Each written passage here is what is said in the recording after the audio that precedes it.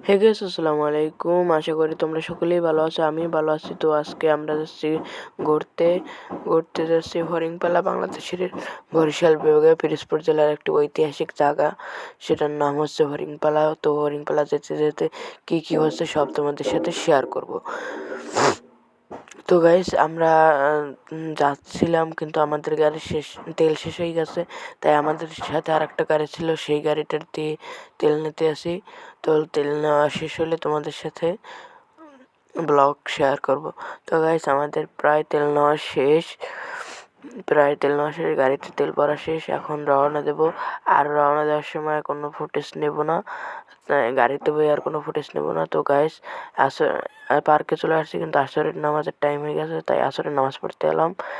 নামাজ পড়ে গাইস সোজা পার্কে চলে আসছি। পার্কের ভিতরে, পার্কের ওই পাশে হলো যাইয়া সাগর, আর এই পাশে হলো যাইয়া পার্ক। এর ভিতরে আমরা পার্কের ভিতরে যাই নাই, তার ভিতরে যাওয়ার পর তোমাদের সাথে ব্লগ শেয়ার করব, আর বাইরের ভিউটাও তোমরা দেখতে থাকো। আমরা আসছি মোট 6 জন, তো 6 জনে মিলে সবাই আর কি পার্কের বাইরে এখন। তো একটু পর ভিতরে ঢুকবো, তো তোমরা বাইরের ভিউটা দেখতে থাকো। তো গাইস এখন আমরা ভিতরে চলে আসছি। ভিতরে এসে কত সুন্দর ভিউ দেখতে আসলে, তো তোমরা ভিউটা এনজয় করতে থাকো, আমরাও এনজয় করতে থাকি। তো একসাথে ভিউটা এনজয় করি।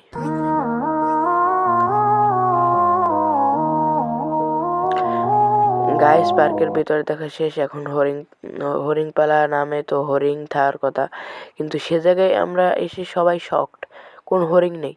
মাথাটাই তো গরম হয়ে গেছে, একটা হরিণও নাই। আল্লাহ, এটা কি অবস্থা! ঈদ কুরবানিতেই খালি হরিণ নিয়ে আসে, আর এখন কোনো হরিণ নেই। আল্লাহ রে, সবাই শকড। তো গাইস সবাই শকড হরিণ না দেখতে পেয়ে, তাই আমরা নামাজ পড়তে যাচ্ছি, মাগরিবের আজান দিয়েছে।